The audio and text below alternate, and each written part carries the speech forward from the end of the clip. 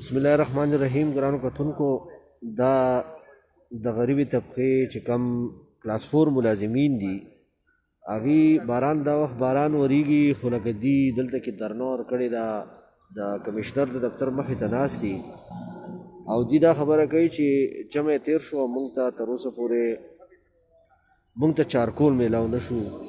بل دي وایي چې په سیاسي بنیادونو باندې زموږ د کلاس 4 ملازمین چې هغه 24 घंटे ډیوټي کوي، د هغې باوجود هغوی بدل کړي دي. د دې نه علاوه دي دا خبره هم کوي چې یاره زموږ نه 24 घंटे ډیوټي اخیستی کېږي او د هغې باوجود زموږ استحصال کېږي. نو دي ګوره دا د سید الشریف روډ دی، دا مخامخ چې کوم دی د کمشنر صاحب دفتر دی او دي دلته کې دا دھرنا ورکړې ده او غریبانان ناست دي. تر اوسه پورې څوک تپوس والا نشته.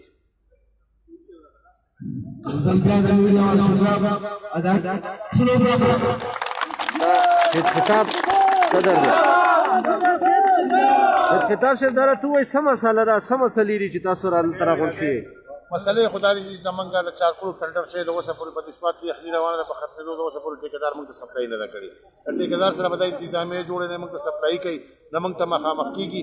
زمونږ د ضلعي حکومت نه دا بھرپور مطالبه ده چې د ټیکهدار د خلاف کارروایي وکړي او زما چې کوم کلاسپورټ وایي په غیر سیاسي لیول باندې بدل کړي دي هغه دې فورا راولي، په هغې کې د انکوایري وکړي. او زما خاص کر د محمود خان وزیر اعلی چې الله پرې رحم کړی، زمونږ د ضلعي دی، زمونږ مشر هم دی، هغه پکار چې په دې کې صفا انکوایري وکړي چې دا زیاتې چا کړی، دا خلاف کاروايي وکړي. ها دا څونه وخته پورې به دا دھرنا جاري او کمې پورې چې زمونږ مطالبې نه دي حل شي، که موږ نه نوکرۍ نه مباسي، که موږ جیل ته هم بیایي، خو دا زمونږ جایزې مطالبې چې څو پورې کال نه حل شي، موږ نه پاسو انشاءالله. د تاسو خبرې واورېدې، کم ملازمین چې دي ناست دي او دي دا خبره کوي چې تر څو پورې د دې مطالبات نه حل شي نو دي به دا دھرنا دغه شانتې ورکړي. ملازمین ناست دي، د کلاس 4 ملازمین دي او دي د خپل حق دپاره دلته ناست دي.